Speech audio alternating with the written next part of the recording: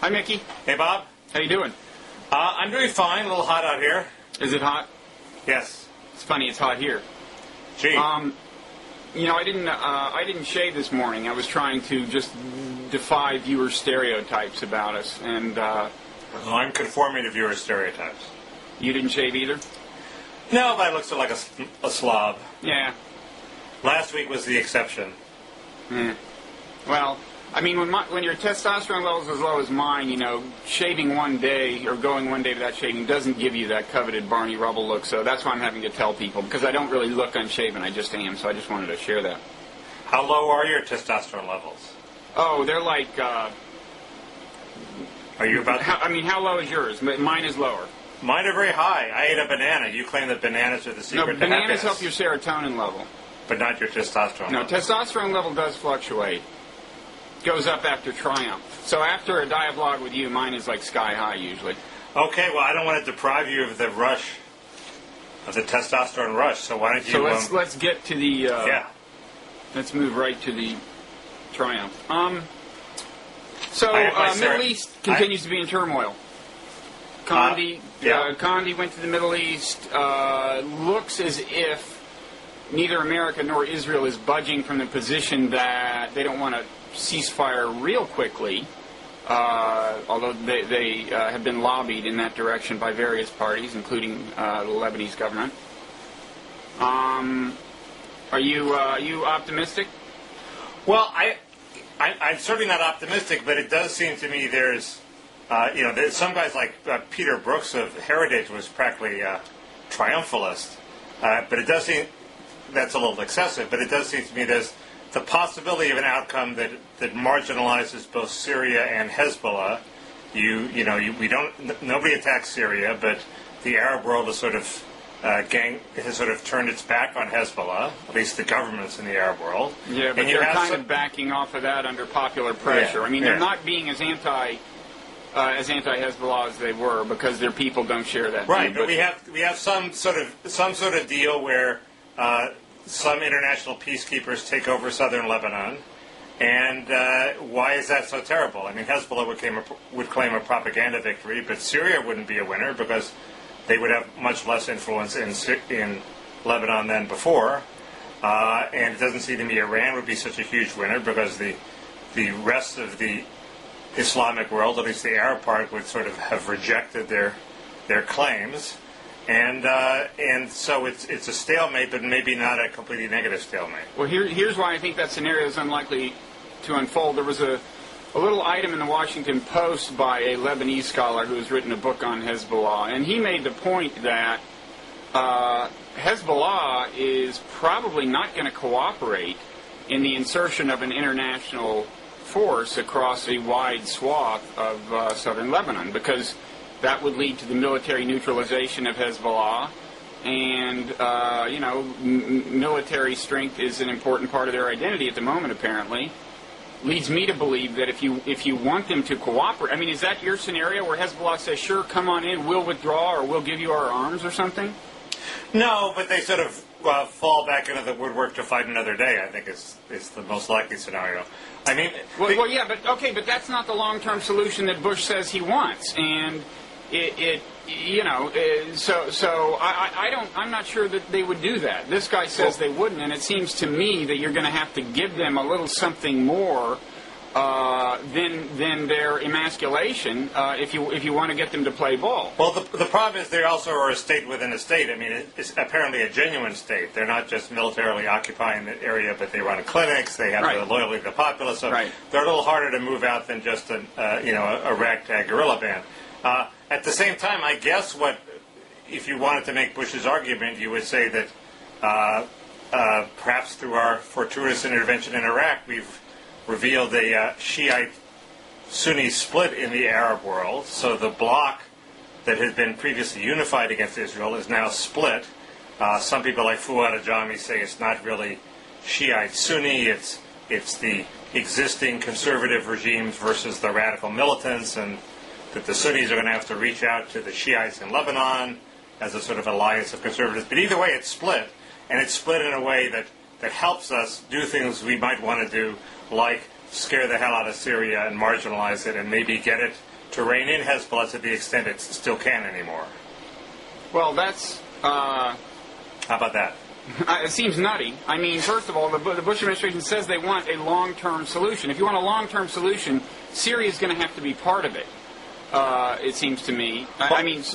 I don't think they didn't mean long-term solution, peace in the Middle East forevermore. They meant something other than just a ceasefire in place.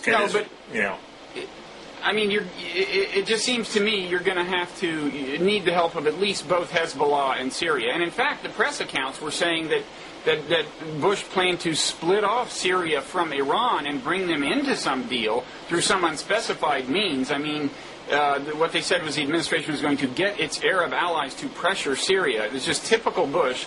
He's going to refuse to talk to them directly, at least as of now.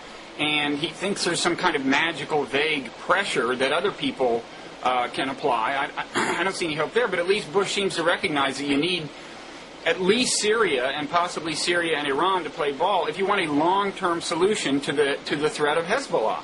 Right. In your scenario, I don't see either Hezbollah or Syria or Iran having an incentive to cooperate. I don't get it. Their incentive would be that the rest of the world is ganging up on them, and what rest of the world? Saudi Arabia, Egypt, the United States, ganging Europe. up on them in what way?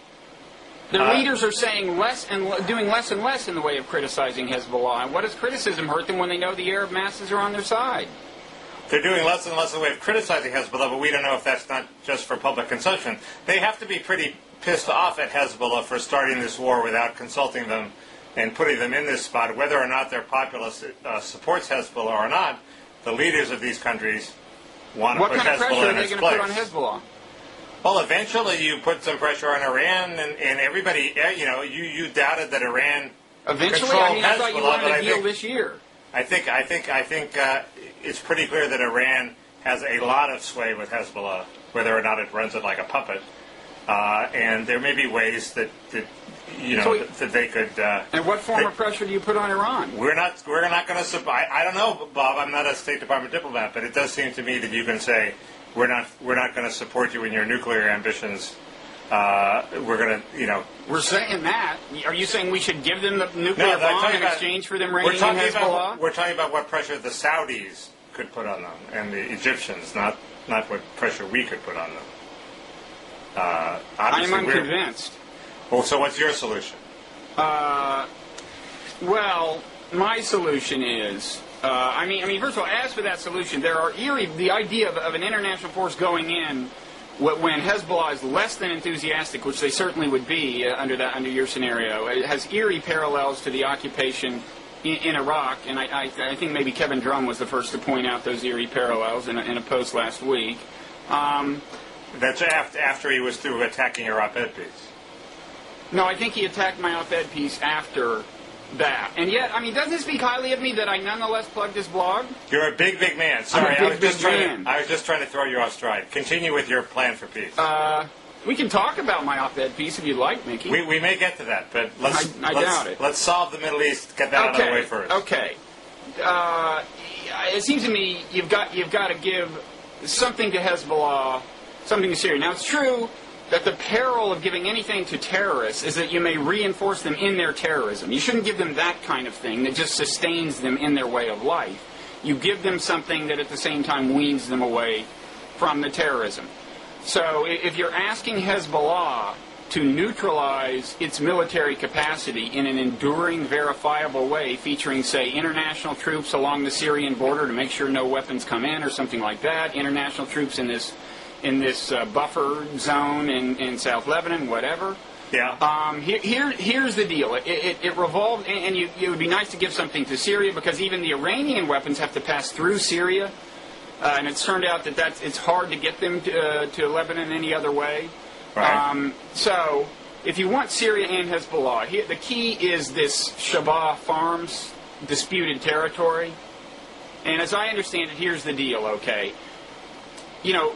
Israel occupies the Golan Heights, which was Syrian territory. That's a dispute between Israel and Syria. But before they occupied it, there was a dispute between Syria and Lebanon about this part of the Golan Heights, if I've got this correct, called Shabah Farms, right?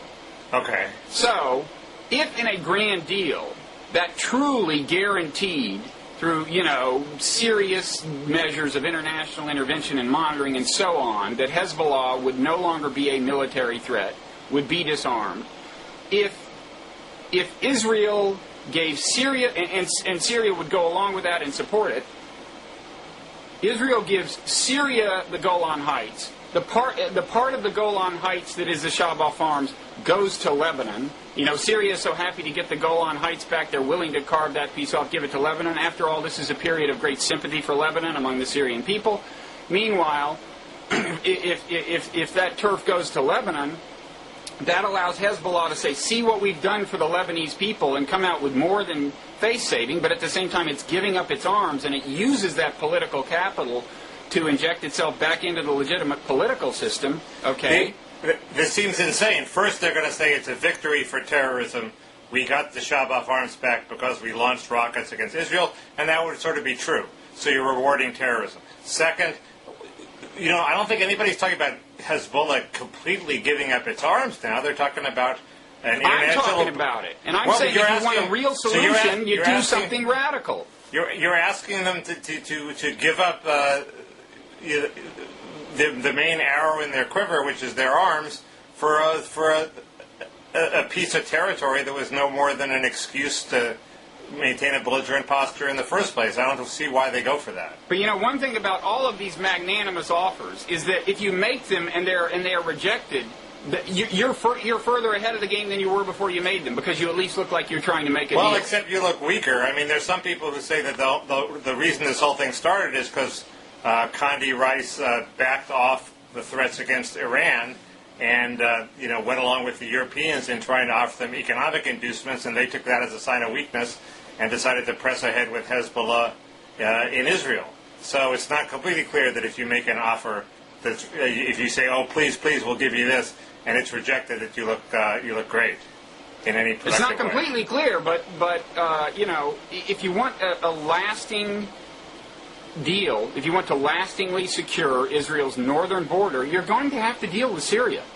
And Syria is like a bad guy. You'll be dealing with a bad guy. But when you deal with bad guys, the key is just to not reinforce them in their badness. It's the same with Hezbollah. Hezbollah is already halfway between terrorism and legitimate political force. The key is to move them the other half.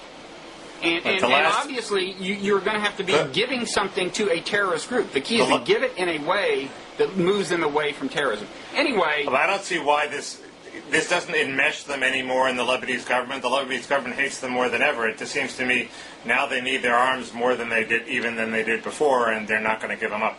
I'm not clear what the status of negotiations with Syria is for the Golan Heights and why that hasn't been done a long time ago.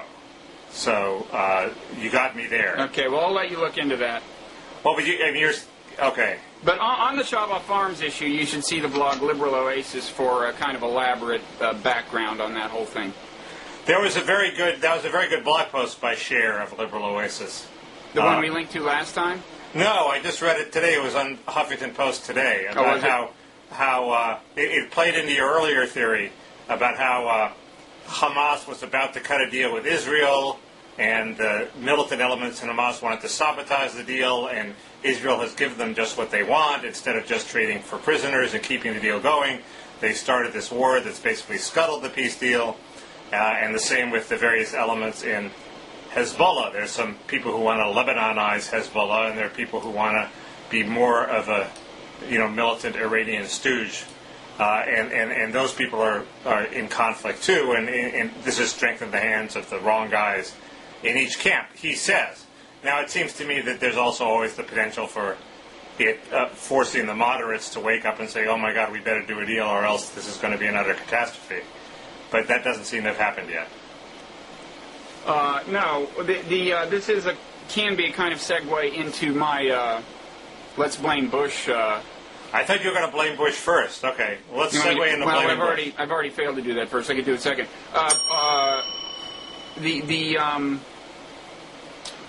You saw this piece by Jake Weisberg, or did you not? Where I saw Jake's piece. Yes. He was saying Bush is not to blame for this. Well, we know when people are making a claim that Bush is not to blame for everything, where we can turn for the argument that Bush is to blame for everything.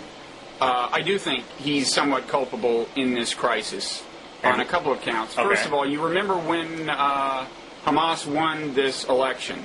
You and I had an argument. Bush supported this policy of demanding that they immediately reverse their position on Israel's right to resist or face a cutoff on funding. I said there's no way they can afford to do that reversal right now. Don't cut them out of the legitimate political system by cutting off their funding now. You said, yes, do it. I said, no, don't do it. We did it. I think I said that Israel had a right to do it. Did I defend what Bush did? I don't know. Seems like it. We could go to the video tape. Yeah, okay. We can link to it. That's the way my muddled memory at least recalls okay. it. But I think the kidnapping would have been appreciably, the first kidnapping, the Hamas kidnapping, would have been appreciably less likely to happen if we had kept them if there had been a legitimate way for Hamas to get our attention. Now, this kind of hinges on that question of whether, in fact, it was the militant Hamas based in Syria sabotaging moderate movements on the part of the Hamas in Palestine. Right, so I've actually heard it argued both ways. I'm less clear on that than I was. So your Blaine Bush scenario is in opposition to Liberal Oasis. Liberal Oasis says they were on the verge of peace, and the more militant Hamas leader kidnapped these guys to sabotage it, and that would vindicate Bush. And they might have done that in any event. If Bush was on the verge of peace by cutting off Hamas, that vindicates his strategy. In that scenario, you're right. My Blaine Bush has a lot less strength. And I'm not sure which of the two scenarios is accurate. But they can't both be right. They can't both be right. But in any event, I have a backup Blaine Bush scenario, okay? I knew you would. Thank you.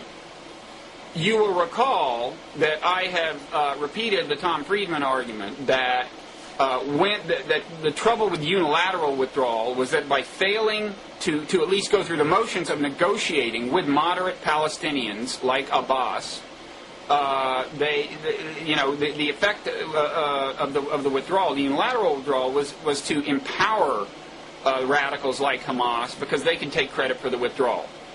Now, if Bush had seen that logic and leaned on Israel to go through the negotiations before withdrawing, then Hamas would have been less likely to win the election in the first place. So that's another way he contributed to the initial Hamas kidnapping. Now, we don't know whether the Hamas kidnapping led to the Hezbollah kidnapping. Certainly could have. Certainly makes sense, but we just don't know. But even if the Hezbollah kidnapping would have happened anyway, but we could have prevented the Hamas kidnapping, that would have radically changed the situation we face. That all makes sense, except how do we know that suppose Abbas had cut a deal, in partnership with the Israeli government to give up Gaza, and he looked like the guy who'd gotten back Gaza, Hamas still would have been annoyed and still would have wanted to sabotage it, and they still would have kidnapped this guy. The fact that they are the government or not the government is sort of irrelevant to the fact of whether their militant wing wants to sabotage a deal with Israel. So that would have happened anyway. It's conceivable, but the kidnapping was a result of a chain of events that had started months and months before with this victory that was then kind of in effect thwarted. I don't know what would have happened. But my own guess is the kidnapping. The scenario is that it had to do with Hamas getting power and then being denied power and having no way to get our attention. Maybe it could be wrong, but two pretty plausible ways to blame Bush. And do you go along with John Kerry, who says that if he'd been president, this never would have happened? I don't know. He doesn't strike. I was never a big enthusiast of his. I voted for him, but I don't know. I mean, whether he would have had enough sense to do this, I don't know. I'm not confident. I'm not a big Kerry fan. Well, he says that only by sort of assiduous diplomacy he would have somehow paid more attention to the reason. He makes the very arguments that Jake Weisberg knocks down, I think, somewhat effectively in his piece. If only Bush had paid more attention, you argue that if Bush had done things differently, which is a better point than diplomatic attention itself would have done a job. Yeah, no, I don't think he would have solved the Middle East problem. I just think that I don't think a more enlightened president would have done that. I just think if you look at the specific chain of events, it seems to me to have led to the Hamas kidnapping. It might well have been different if more enlightened policies had prevailed. Kerry also claims that he wouldn't have invaded Iraq, but he would have attacked Hezbollah after 9/11, as I think senators like Bob Graham were urging. He would have attacked Hezbollah? Hezbollah guerrillas should have been targeted with other terrorist organizations such as Al-Qaeda and the Taliban, Kerry said. However, Bush has focused military strength on Iraq. Now, that wouldn't have given the Arab world the impression that we were intervening, we were really on Israel's side, would it? If we suddenly launched a military campaign against Hezbollah out of the blue after Al-Qaeda knocked down the Twin Towers. No. So I think you part ways with Kerry there. Not at all. But speaking of how badly this whole thing is working out for our interests, let me run through a few quick headlines with you. From the Wall Street Journal, Israel's Hezbollah fight bolsters Syria's Assad. From the New York Times, across the Middle East, sermons critical of the U.S. From the Wall Street Journal again, divided in Detroit, Arabs and Jews clash over Mideast war. Well, that's a ridiculous, cheap technique, Bob. You can always find anti-American, anti-Bush headlines from around the world. Oh no, but all credible sources say it's getting worse and worse. And in the last example I gave you is in Detroit, Mickey. The American social fabric is fraying as a result. The longer Bush lets this thing go on. I could point you to a Fawad Ajami piece about how this was going to lead to the conservative elements of the Muslim world ganging up and reasserting control. Now, Fuad Ajami's like a neocon. So I don't. Is he a complete neocon? I never understood why. For practical purposes, he sides with them on.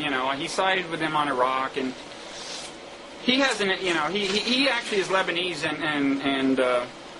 and Shiite, so he knows a lot. But I disagree. And the fact that he's a neocon makes him automatically wrong. Yeah, that's the way I'd put it. Yeah. Because thanks for summing it up so pithily. As somebody that's wrote, right. Neocons bad, Bob good. The default neoconservative approach to weapons of mass destruction seems to be that when you suspect a nation has them, you invade it. Where have I seen that locution before? The default approach is something bad. It seems to me it's an exaggerated effect that a device that somebody else we know uses that you attacked. Whoa, did that ever come out of left field? Do we have a little repressed grievance bubbling to the surface, Mickey? No, Bob, but we have a new prop that we're deploying. Oh, are you juxtaposing Ann Coulter with me? I'm saying that you are employing the same device of exaggeration that you don't think Ann Coulter would ever use, so she must mean it all literally. You don't really mean that the neocons want to invade every country. Yeah, there are a couple of countries that we suspect have nukes that they haven't invaded.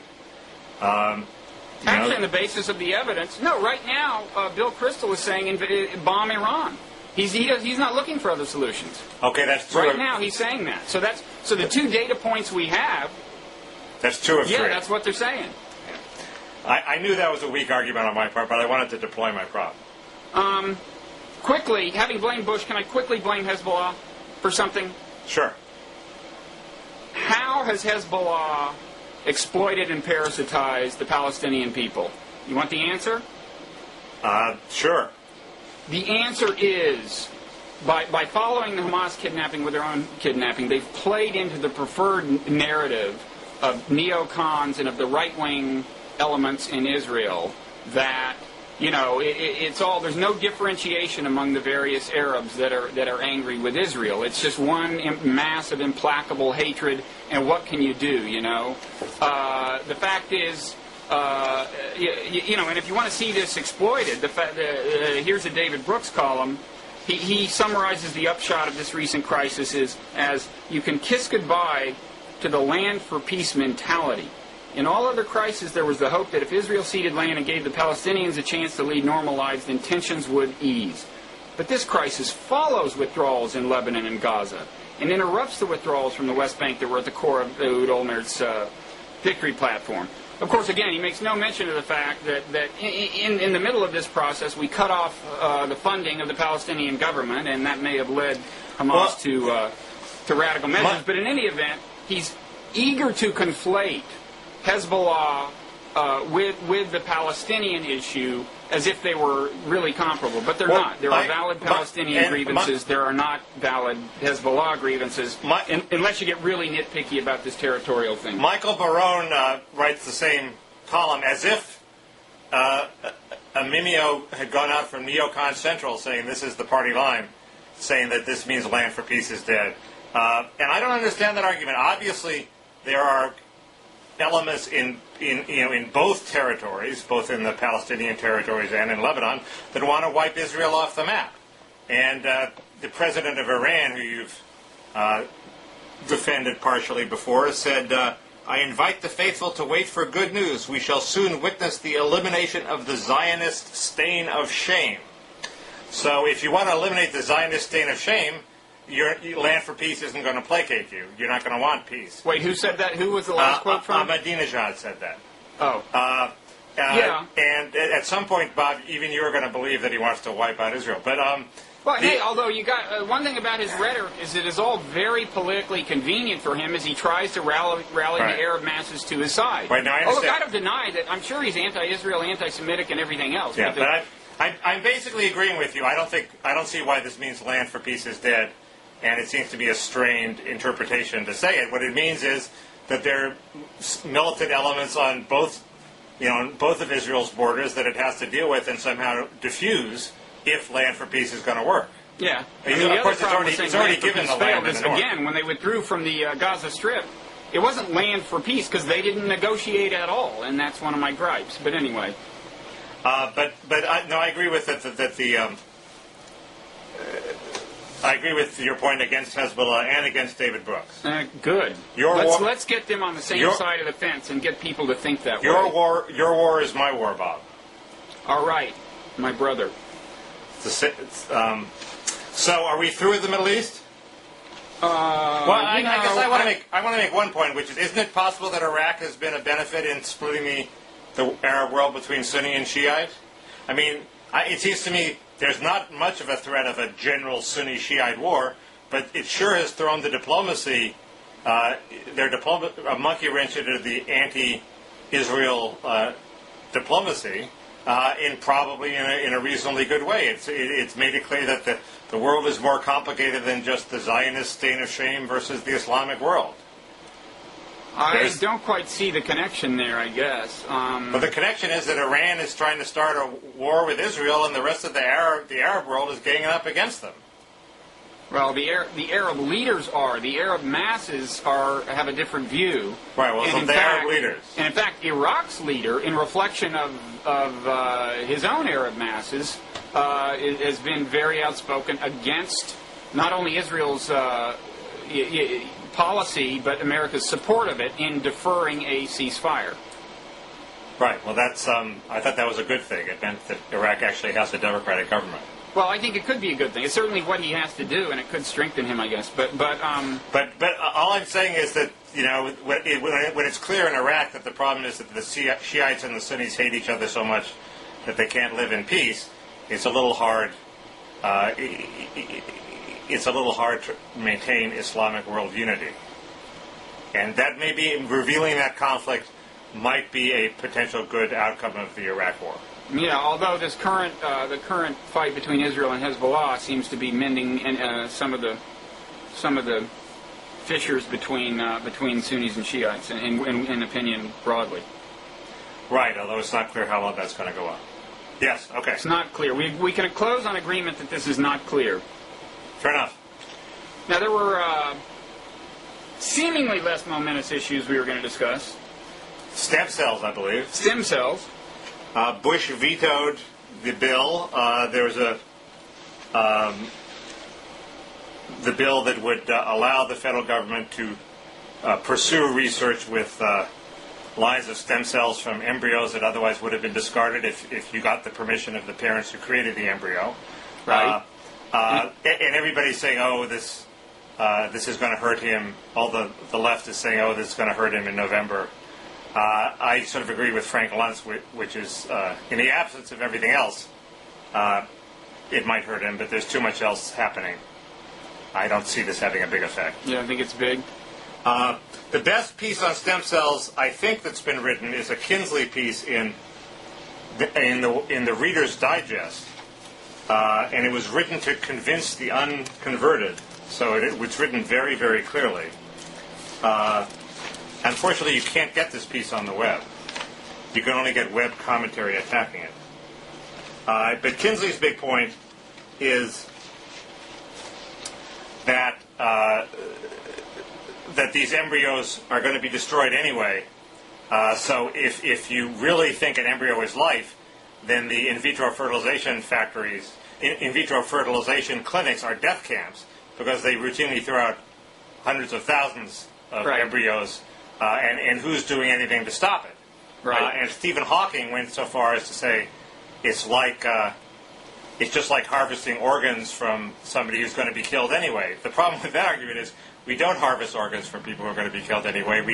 We've created this elaborate fiction of brain death, so we make sure that they're dead before we harvest them. We don't kill them to harvest the organs. Yeah. Or we pretend not to kill them to harvest the organs.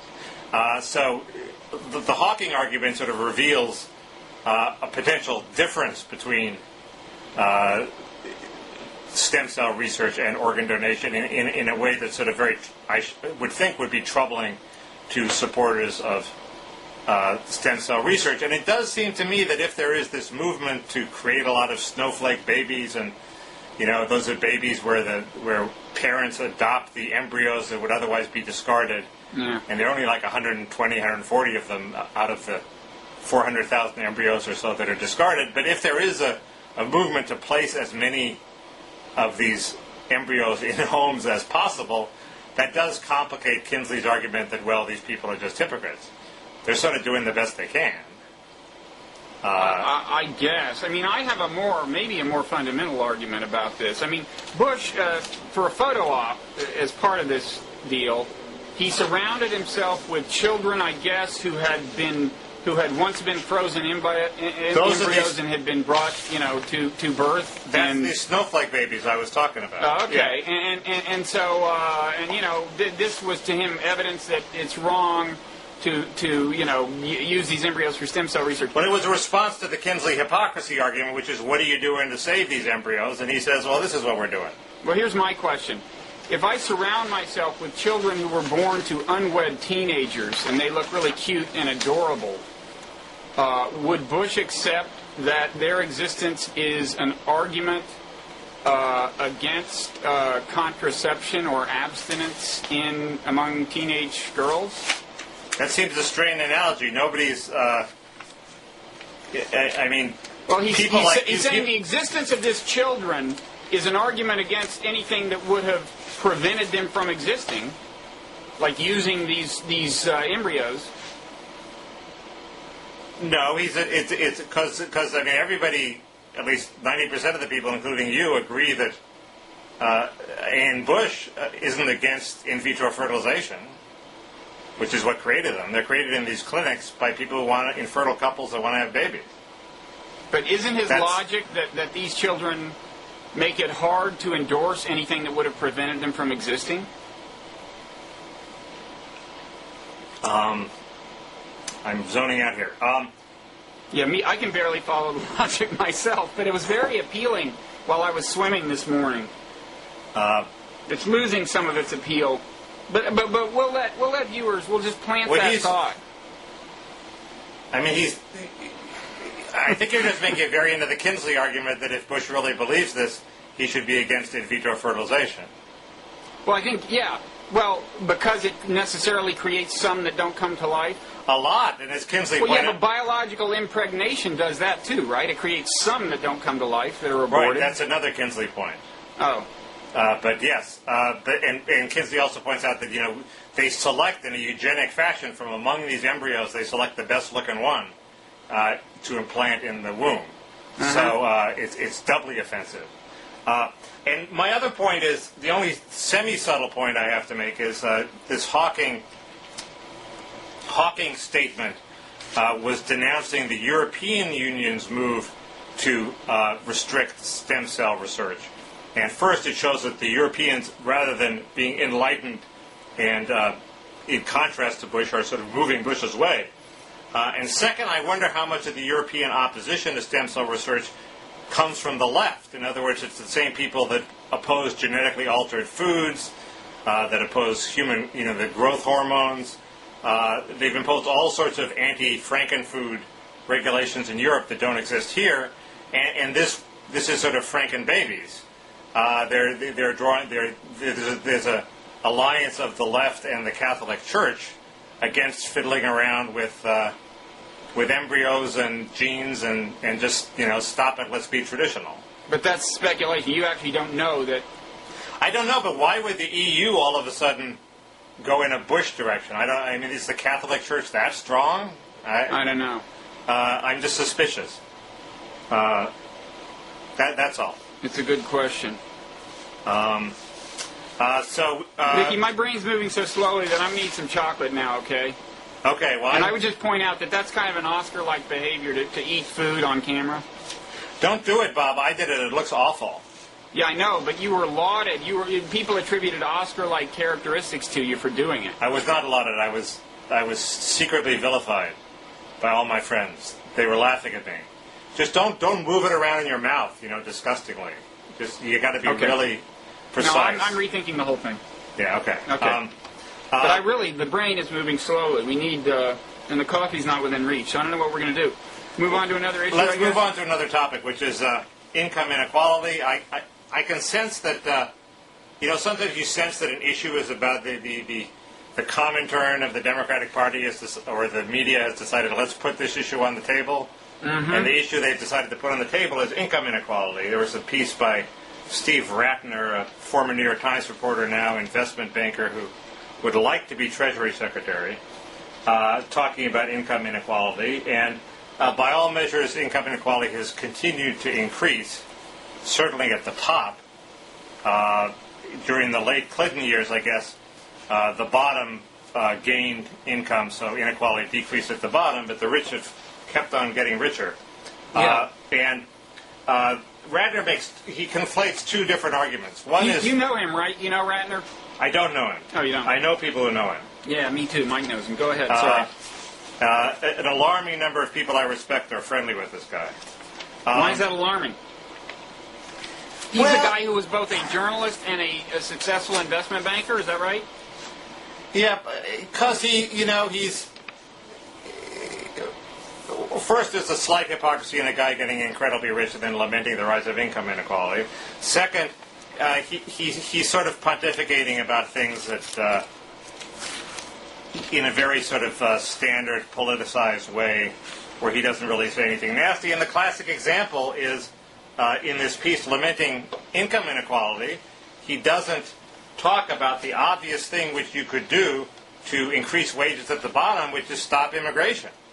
Or I knew you would use this restrict as a immigration. for that sermon. Well, he says that it's a problem. He says that, we have this problem of free trade, and you can export unskilled jobs, and then we have the other additional problem of immigration. But then when he comes to the solution part of his piece, he said he just drops immigration, obviously because it's not PC, and if he takes a stand, he's not going to be Treasury Secretary. I noticed that.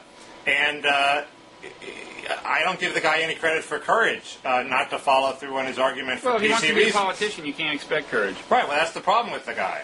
That's the problem with all politicians. I tend to admire people with courage, not people without it.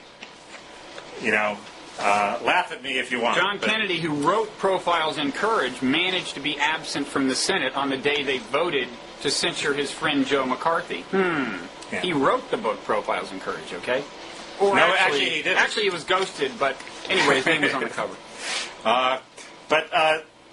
So I guess that's sort of that would be my criticism of Ratner for the day. I have a little criticism of him. Okay. He writes in this piece, of course, any sensible democratic agenda must also include getting a grip on runaway federal spending, budget deficits, and unfunded entitle programs, all of which would be aided by rolling back President Bush's outlandish tax cuts. We shouldn't try to redistribute our way out of the widening gap, but federal tax policy should not add to the problem. Now, my view is either the tax system is a legitimate thing to use in calibrating the degree of of income inequality, and I think it is, and I think we should use it to roll back income inequality. Or it's not. But he seems to me he's kind of having it both ways. You should roll back the taxes because federal tax policy should never add to the problem of income inequality. But at the same time, it wouldn't be. Am I making any sense? You are making sense. I used to make that argument, but it does seem to me that apparently since I wrote my book, apparently the new learning is that when I wrote my book, income inequality was increasing up and down the social scale. It was increasing, within professions. Rich lawyers were getting richer than poor lawyers. It was each income class was being pulled apart. And now it seems mainly the inequality seems to me that the very rich are getting really rich, and it's you could make an argument that the effect of tax cuts at that level are so huge. Somebody who's a billionaire gets to keep a couple $100 million more dollars, that it feeds back into inequality, and you really could do a lot to reduce inequality by fiddling with just taxing the rich more. I don't doubt that. It just seems to me that logically, if you say, no, we shouldn't have a tax cut now because that would exacerbate income inequality, which I agree with, then logically you should also be willing to say, in fact, we should change the tax structure, make the tax system more progressive to reduce income inequality. I agree that logically you could do that, but we could never fiddle with the tax system enough to get back to the inequality levels we had, say, in 1985. Well, maybe not, but we could make inroads. You'd have to, you'd argue that at some point it decreases incentives, et cetera, et cetera, et cetera. At some point, yeah, but that's life. There's a downside, but the whole argument here is that income inequality, beyond a point, is an intrinsically bad thing. I agree, and I don't think it's intrinsically a bad thing, but I think to defend my ally Stephen Ratner here, what he's saying is that you can only go so far using the tax system to redistribute income. I mean, a lot of people don't even pay taxes.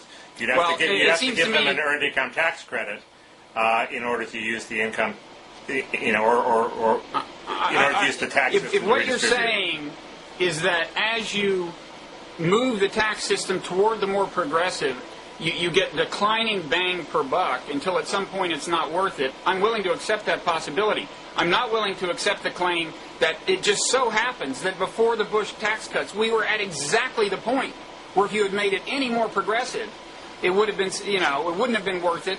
Whereas if you make it any less progressive, that's a crime. I just can't believe we were right at the set point. Right, but that begs the larger question, which is the one I harp on, which is when is the point when inequality becomes too much? And I say it's at the point at which it begins to erode social equality. Well, I think we're really beyond that point. We don't really. I'm not quite sure. I mean, it's clearly it's putting strains on social equality. I sort of agree with that, but I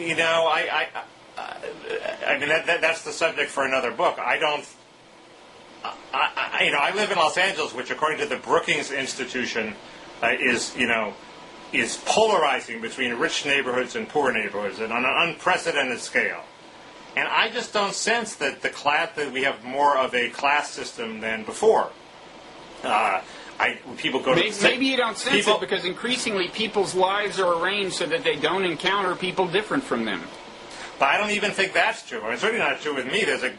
Well, maybe not you, because you're like a wild bachelor and you walk around the streets and stuff. No, because I live in a town where where the two Americas meet, where they're rich and poor living within feet of each other. But a lot of America, I think, encounters less. And I mean, there's all kinds of devices for this, including these heavily tinted windshields and windows on cars. I mean. But that's true. But I do, and gated communities are making a comeback. That's one of the devices. But during the late Clinton years, it seems to me, gated communities were like a laughingstock. People were saying crime is going down. Why are you walling yourself off in a gated community? And increasingly, the culture is a common culture. I mean, the movies that my rich friends go to see are the same movies that the poor guys I play basketball with go to see. Is that right? What's an example? Superman Returns? No, there was an example. It was something really violent and schlocky. Superman Returns would be a good one. Let's settle for that. Okay. Have you seen it? Or Johnny Depp. I have seen Superman, yes. What'd you think? It was okay. It was a little mediocre. Pretty good. I mean, problem with for me is, they injected this moral element, which was part of injecting, the Christ element, by quoting Marlon Brando saying, I send you, these are human beings are people who have much good in them, but they need leadership, blah, blah, blah. And then the plot itself has no moral dimension at all. All Superman does is save good people and kill bad people. But it fails to confront the key element of Superman, which is the key problem with Superman, which is the same as the problem with income inequality, which is he destroys social equality. It's hard to be an egalitarian if you recognize there's one guy who has superpowers who's going to lead you out of the wilderness, which I believe is the point that Lois Lane was making in her Pulitzer Prize-winning article. I venture to say that you were one of the few people who came away with that interpretation, Mickey. But and I should add, by the way, that when I say all he does is save good people, kill bad people, I'm not saying saving good people isn't, like, in some sense moral, but I mean, he asks no moral... He asks no sacrifice from the American people. He exemplifies no particular sacrifice. He doesn't, there's this, he doesn't ask them to rein in their petty and base impulses and so on. That's my complaint. It was a well done movie. You've sidetracked our profound discussion. What viewers love about our show, and I'm talking trends. About all 7 or 8 of them, Mickey, is just that you never know what the hell is going to happen. I have 2 more points to make about Ratner's piece. Okay. One, it relies on the Department of Labor's average weekly earnings data, which, if you talk to Barry Bosworth of the Brookings Institution, is flawed data. Everybody relies on it. It's too pessimistic, Bosworth says, because their sample hasn't been benchmarked. I don't know what the hell that means, but everybody relies on this average weekly earnings data, and it's very suspect. Second is the cure that Ratner and all the respectable anti-income anti-inequality crowd advocates is more training. Well, first, it takes forever, but second, if you have a society where it's accepted that you're better if you get more skills, that sort of it produces a society where people may be richer, but where the social aspects, the social consequences of income inequality are more invidious. In other words, smart people get ahead, trained people get ahead, skilled people fall behind. So if you're making less than somebody, it doesn't just mean you're making less than somebody. It means you're somehow inferior to them in skills, and it's not clear to me that that's such a good bargain. A little more prosperity for a lot more social stratification by skills. So you think we should break the correlation between, or reduce the correlation between education and income? Well, there is a correlation. I just think this idea that everybody has to go to college and that's the way to get respect has sort of toxic consequences that, the training people don't acknowledge. It's not a solution to the ultimate problem of income inequality, which is social inequality. It is maybe a way to get more prosperous, but that's by which you mean different. This intangible issue of whether we respect, if all Americans are respected by all Americans and so on. Yes, it's not enough that we be equal before the law. We must be equal in the eyes of each other. This was a theme of your book, the end as of equality. Ronald Reagan said. That I think is why we worry about income inequality, not because some people drive Porsches and other people have to drive, Ford Escorts. No, but I think it's harder to break the connection between the two than you think it is. I mean, I think it's harder to sustain social equality amid glaring income inequality than you think it is.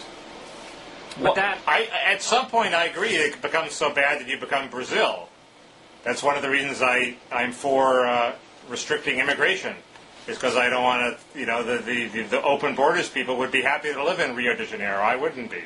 Speaking of Brazil, the inequalities are too great. Speaking of Brazil, part of our policy challenge on income inequality is actually to figure out a way to keep it reasonably low in developing countries, because we want them to adopt our model and we want the model to work, right? We want markets to work. Well, this is the larger issue that Ratner's piece raises, which is not what my book is about, which is the argument that we have all this growth and prosperity and it's not helping the average American. So what's the point of growth and prosperity if it doesn't help the median American? And that's a much, more troubling critique. And it also applies to Latin America. They did all these market reforms, and it didn't seem to improve the lives of the average or the below median Latin American. So what's the point of capitalism if it doesn't make you better off? Exactly. I have no answer to that. This is what empowers Hugo Chavez. Yeah, I have no answer to that except it works in theory, so we better make it work in practice. Okay. And I also doubt that, the argument that it's not helping the average man is based on the average weekly earnings data from the Department of Labor, which is suspect. So there. Well, we always give you the last word on income inequality and social inequality. After all, it was the subject of the book, The End of Equality, which you wrote and which will be given to the winners of the Felix Oscar contest. That's a great transition, Bob. Thank you. But before I get to Felix Oscar, I want to quickly read one other email. Okay. Or two, even. I asked last time for clarification on how this thing that I had characterized as a border skirmish initially between Israel and Hezbollah happened, when exactly Hezbollah started firing missiles. Jeremy S. mails in a New York Times piece indicating that actually Hezbollah was firing rockets from the beginning as a diversion that helped them attack the ground troops. So I think I'm withdrawing my characterization of this as a border skirmish, and the initially robust Israeli response seems more understandable in light of that, which is not the same as saying the ongoing robustness of the response does. Okay. And then finally, before we get on to the scintillating Felix Oscar discussion, there is the first convert to progressive realism. Zach C. makes an interesting analytical point in response to your claim that, look, if we're moving to a world where 12 angry people can kill a bunch of people, it's hopeless anyway. He makes the point that it isn't just a question of minimizing the number of angry people, but maximizing the number of people who feel favorably towards you, because after all, they are the informal eyes and ears of your informal intelligence apparatus. In other words, in any society, especially in an increasingly transparent age, as he notes, if some people are up to no good, it may become evident to neighbors and so on, and you want as many of the neighbors as possible to be in a mood to rat on these people. So really, as you make more people like you and fewer people hate you, you're getting success at both ends. You're reducing the number of likely criminals. You're increasing the number of kind of informal cops on the beat you have. Thank you, Zach C. He writes approvingly of progressive realism. And you accept his verdict. No, I think that's a very good point. It is a good point. In any case, it improves, it improves the privacy security trade-off if you have a lot of well-meaning eyes and ears that aren't the government. Yeah. So, no, I'm for that, and I accept that it will be a couple of decades before humanity is doomed either way. We have that to celebrate. The classic example was on July 4th after 9/11. Everybody was worried, would angry Arabs engage in acts of terrorism? And there was basically only one guy who shot some people up at the El Al counter at LA airport. Right. So it implies that there's still a small number of people, and if you went from one attack on the El Al counter to 20 attacks, that would be a very bad thing. So you should do. It's not hopeless. There's a range where making people less angry would have a dramatic effect on the number of people who are killed. So I'm with you at the moment. I just think in the long run, we're all dead. Your analysis leads to extreme pessimism. Not true. I bring a message of hope, Mickey. Okay. Now on to this Oscar Felix. This will close out our discussion of this, I guess. But there is some email I haven't gotten to, and some more came in. Now, a number of people expressed disappointment that I did not realize that I was Felix in this odd couple. Come on, Bob, develop some self-awareness, writes one. Another uses this as actual evidence that I am Felix. The fact that Bob doesn't see himself as Felix just seals the deal, writes Steve B. Apparently Felix himself was not known for his self-awareness, I guess. I always thought your best strategy was not to deny your Felix, but to say that Felix was the superior one. We'll get to that. Don't worry. Okay. I have this is like a PowerPoint presentation I have planned. Okay. I can't wait. We have hours and hours to spend on this. Go ahead. Now, Felix, don't get fastidiously controlling, okay? Let's relax. Okay. So, I should stress, first of all, something I started to get to last time. As for why it was that I thought I was not necessarily obviously Felix, I was thinking about you and me in real life, okay? So like when people write of me, when Dan Z writes, of me. He's thin, erudite, fastidious, comparatively, and precise. Mickey looks like he hasn't stepped under a comb in weeks, usually wears a sweatshirt, and eats on camera. In short, he's a classic schlub, though certainly a lovable one. I hope schlub is not a profanity. I don't think so. That would be schmuck. But see, I happen to know that is not the real Mickey. I mean, this is an affectation. In fact, you admitted admirably, I think you said this on camera, that you decided to eat on camera because your Hollywood advisors told you that would be cutting edge or something, right? I mean... Right, although I was hungry also, but yes. But basically, the Mickey people see on this show is a product of Hollywood focus groups, I think. Well, you are not, whenever I see you, you have a shirt with a collar. In real life, that is. You haven't seen me these days. Yeah, well... Anyway, I mean, the other thing is that I brought up, and I will not get into this any more deeply than you feel comfortable getting into it, Mickey, but, as I said last week, the first aspect of Felix's fastidiousness I think of is the way he's very picky about food, he's very picky about the air he breathes, he's very blah, blah, blah, blah, blah. Now, you might well concede, Mickey, that on that score, you are more Felixy than me? Well, I'm allergic, so I worry about air quality. That's why I live on the West Coast. Mickey, it goes beyond that. Surely you don't want me to bring anecdotal evidence out here. No, I don't. I say let's. Thank you. Let's so maintain I think an you'll artificial. Want to concede this point, right? Let's maintain an artificial public presentation of self here, and not go behind into the real Mickey or the real Bob. Well, if you concede the point I'm making, it'll be a lot easier to restrain myself from revealing these... I would say the real Bob is not exactly a freewheeling Oscar-like character either. No. My only claim is that... I mean, here's the way I look at it. You and I are about equally neurotic in my view, but we're neurotic in different ways, and in some ways your neuroses are more Felixy. I'm sure there are some areas where they are, yes. Yeah. A pretty minimal concession. The other thing, tell me if I'm wrong about this. I had always thought that people who know us both think of both of us as eccentric. But I had always thought, and I don't want to be offensive here, and tell me if you think I've got this wrong. I had always thought if you asked them, but who is more crazy, more of them would say you than me. No, I dispute that. You dispute that? Yes. Oh, we got to talk off camera. I mean, because I want to hear what they're saying. Well, why would anybody think I'm crazy? Mickey, or you, for that matter? Mickey, don't play dumb, buddy.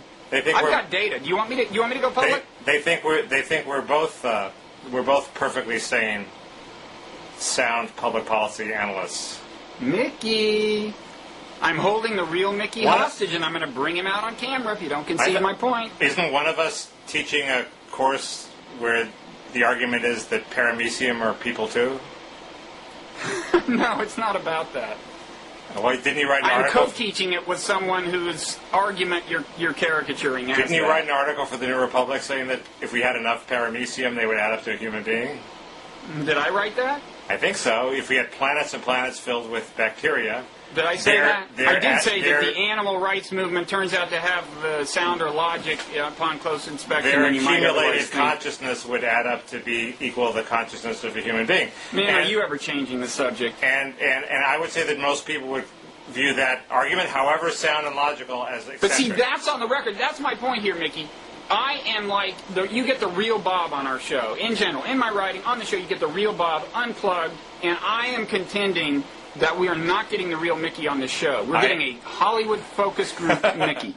Yes, you could see, I'm a Hollywood production, sweating through my collared shirt here. No, but your advisors told you to sweat and wear and not shave and eat on camera. I'm sweating because it's about 150 degrees here. Okay, well, you know what I mean. I dispute this. I mean, I'm not that good that I can... You are more cantankerous in real life. I can't fake it. I can't fake then we're it as seeing, well as... and I am exactly as cantankerous as we're seeing. Okay, quickly, let me just... Well, you wanted to hear me argue that being Felix is a good thing? Yeah.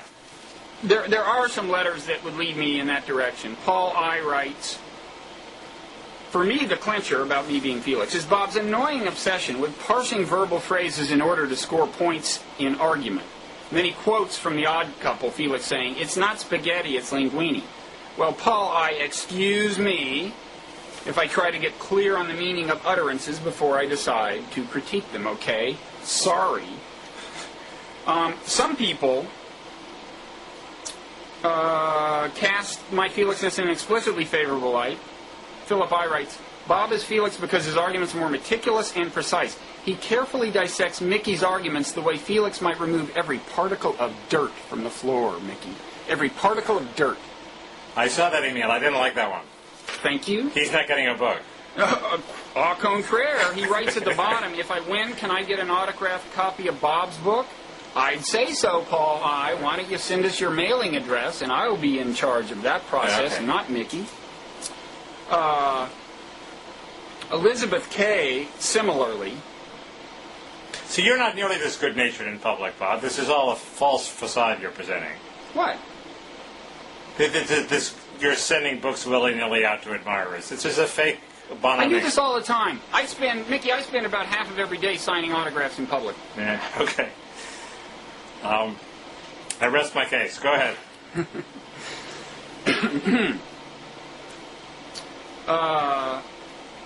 Elizabeth K., bless her heart, writes, Bob is Felix, not because Bob's bookshelf is neat, or it isn't, but because his intellectual analysis and logical reasoning is so meticulous. But then she gets into some kind of territory I'm less comfortable with, but it is incisive. She writes, his unrelenting, obsessive, terrier-like debating manner is also reminiscent of Felix's inability to just let things be. It's true. No, that's a deep insight into me. There's one other deep insight into me that I'm sure everybody's fascinated with. We're at an hour now. I'll cut it off quickly. But Roger H. writes, quoting something he found on a site about the odd couple, about Felix Unger, quote, he overthought and over-explained his way through every situation to the point where anyone around him, and Oscar, of course, wanted to throttle him. That is even truer than you know, Roger H. You get a book, too. If you want one. One of mine, that is. I never want to throttle you, Bob. Oh, yeah. See, that's the thing. In concealing that, that's how you're concealing the real Mickey. We know what the Mickey it is like. No, throttling is too good for you. Finally, quickly, David Z., who I think we quoted already, maybe 2 emails. He has this whole little 2-column, I don't know if you can see this. Can you? Probably not because of the lighting. Okay. Yeah, he's got this 2-column thing where he runs through the characteristics with Bob and Mickey. Sartorial, I'm tidy, you're slovenly. Physicality, logic, I'm fastidious, you're pretzel. Presentation, I'm Socratic, you're logorrheic. I think that's unfair to you. I'm certainly not logorrheic. You're the Charlie Rose here. Exactly. I think that's unfair to you. As I said. Okay. Humor, dry. I'm dry, prickly. You are sophomoric. That is sometimes true. Finally, that's fairer than I'd like to admit, yes. Finally, on the social front, Bob, married, Mickey, consorts with lunatic skank. And we know who he's talking about, Mickey. Wow. So, if David Z wants a book, he gets one. Okay, that's and the same goes for Elizabeth K., because she not only said the aforementioned thing about that was both flattering and scary at once, but she has this thing that should be the blurb of our show. Almost paradoxically, the more annoying the two of them are individually, the more appealing the show is on the whole. Well, I've tried to fulfill that mandate this episode. God knows I've been working overtime. I can select one and send my book to. Well, your winner was read on the air last time. The guy who that would be my winner. So I'll send him a book, but I'll post his name, assuming it's okay, in the afterthought section of our blog. But my shirt was light blue at the beginning of this, and it's now it's a deep blue. It's a deep blue, or they're like cotton and like splotches of sweat. Because you sweat like a man, Mickey. You sweat like a man. It's because I'm under our professional quality Klieg lights here, and it's very, very hot. Yeah, they're doing the same thing to me. So let me go jump in a cold shower or something. Mickey, there's parts of your life that I don't really think any of us want to know about, okay? I shouldn't have said that, yes. No. I'll keep it hidden. Okay, now I know you're sick of the Oscar Felix thing, but I kind of revel in self-analysis and so on. I like this business of world therapy. Well, I think you should start a website where people blab on video and amateurs and then get the input from the world and deal with it. World therapy. Absolutely. You could be rich. After progressive realism, it's going to be my next big cause. Well, that will be soon. Okay. Not funny. Not funny. Okay. All right, see you around. See ya.